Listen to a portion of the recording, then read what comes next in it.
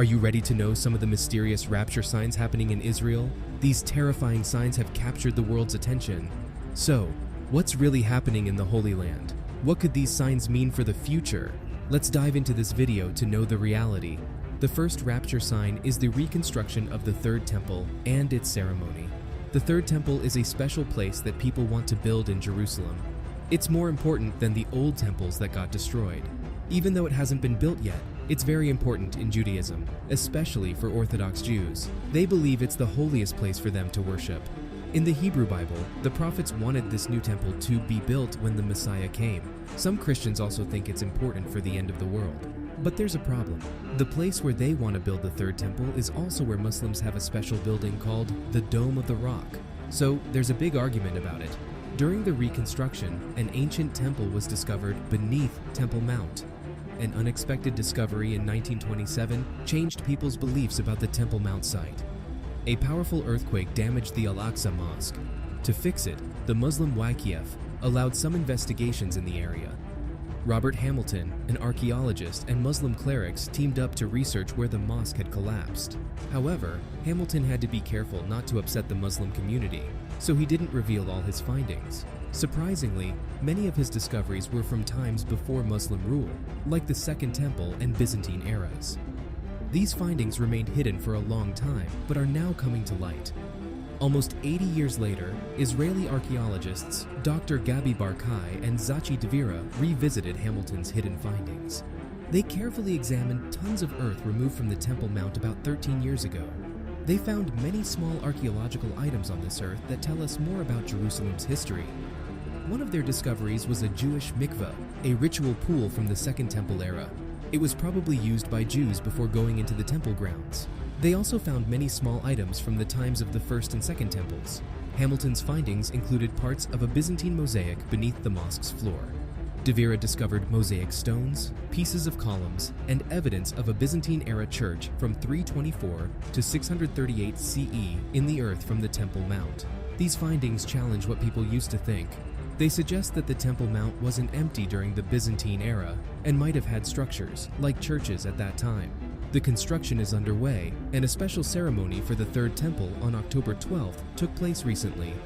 In the ceremony, they did a tradition with water. Many people joined in, including priests and Levites. They chanted, danced, and played music along old paths. At Shiloh, they used a golden jug to collect water and returned to the mountain's top. They set up a model altar and special tools, just like they used to do in the ancient temple. The ceremony ended with a special blessing and another ceremony that happens every 7 years. Even though the Torah, a holy book, doesn't say they have to do this water ceremony, it's part of a tradition. People see it as a happy holiday. In the temple, this ceremony would last for 15 hours, and they would keep celebrating all night until the next morning.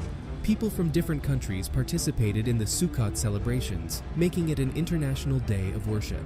They did this water ceremony for the last 6 days of the Sukkot holiday and poured wine during the morning service. The Kohanim filled a flask with spring water and went from the temple to the Shiloh spring at the bottom of Mount Moriah. Then, 2 Kohanim went up to the stone altar in the temple's inner courtyard and poured wine and water into special holes for this ceremony.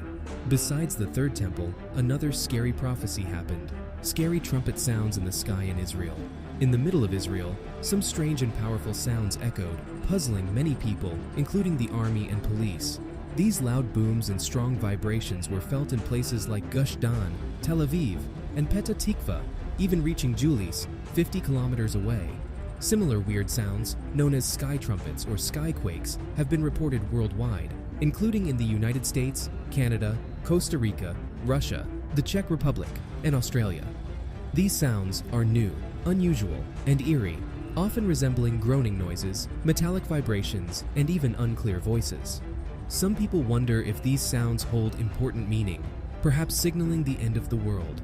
They draw connections to biblical stories mentioning trumpets. In the book of Revelation, there are stories about 7 trumpets blown by angels, signaling significant and frightening events foreseen by John of Patmos in his dreams. These trumpets, called salpinx in Greek, were made of bronze and looked different from modern trumpets. The last three trumpets, known as the woe trumpets, are particularly important as they announce distressing events in the stories. These trumpet sounds carry deep significance in the narratives, amplifying the importance of the events described in the book of Revelation. And after that, recently, a marriage took place in Temple Mount. Jeremiah chapter 33 verse 11 has a prophecy about a joyful time with the voice of joy and the voice of gladness. It represents the happiness connected to a future Messiah and the third temple. Lately, in Israel, more Jewish people visit the Temple Mount, believing it's a sign of the Messiah's coming. Eitan Krantman and Coral Daisy Dean from Rehovot and Tel Mond got engaged on the Temple Mount. Eitan gave Coral an engagement ring there, with other Jewish witnesses present. This practice is becoming more common among Jewish couples. Traditional Jewish marriages have two stages: kiddushin, betrothal, and nisuin, wedding. Eitan and Coral did the kiddushin part by giving a valuable ring in front of two witnesses. This differs from ancient customs that separated these stages. They highlighted a special blessing during the wedding ceremony, emphasizing the creation of humanity in God's image and the idea of an everlasting establishment. They want their marriage to symbolize a lasting union and the presence of a building on the Temple Mount. This moment on the Temple Mount connects to a verse from Jeremiah, often recited at weddings, which speaks of joy and thanksgiving in the towns of Yehuda and Yerushalayim, linked to the land's restoration. The Temple Mount has historical gates for bridegrooms and mourners, later known as the Gate of Mercy, adding more meaning to the location. Jewish couples believe their actions on the Temple Mount bring the prophecies in Jeremiah 33 to life.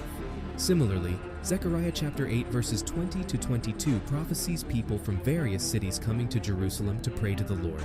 Jewish individuals see these events as fulfilling ancient prophecies and view them with awe. Also, the arrival of red heifers also happened as prophesied. The appearance of 5 red heifers in Israel has grabbed global attention, especially among Christians who believe in biblical prophecy. These heifers are important because they meet the rules in Numbers 19 for a proper sacrifice. They must be red and without blemishes. Many Christians believe that a third temple will be built in Jerusalem during the end times. The presence of these red heifers in Israel has led to speculation about this prophecy coming true. The book of Numbers gives clear instructions about the red heifer. God tells the Israelites to find an unblemished red heifer that has never worked. They sacrifice and burn it outside the camp, adding cedar wood, hyssop, and scarlet yarn to the fire. The ashes from this are mixed with pure water. The red heifer offering is meant to purify people who have encountered a dead body. The water with the ashes is sprinkled on the person on the 3rd and 7th days of their purification, using hyssop. The priest who performs this ritual becomes impure and must purify himself and his clothes in flowing or living water until evening. Jewish tradition says these ashes are crucial for purifying Jews to serve in the temple. Over about 1,000 years, only 9 red heifers were used during the times of the first and second temples. Tradition holds that the 10th will be used by the Messiah. To make this happen, the Temple Institute and an Israeli cattleman are using modern science to implant frozen embryos of red Angus cattle into Israeli domestic cattle. Different communities see the arrival of the red heifers in various ways. Some Orthodox Jews in Israel see it as a step toward restoring temple services, even before the third temple is built. Others emphasize the importance of Jerusalem as God's chosen place and the future restoration of a house of prayer for all nations, as mentioned in Isaiah chapter 56 verse 7. They see the potential use of these heifers in reinstating temple services as a significant development. What do you think of these rapture signs happening in Israel? Comment below and subscribe for more.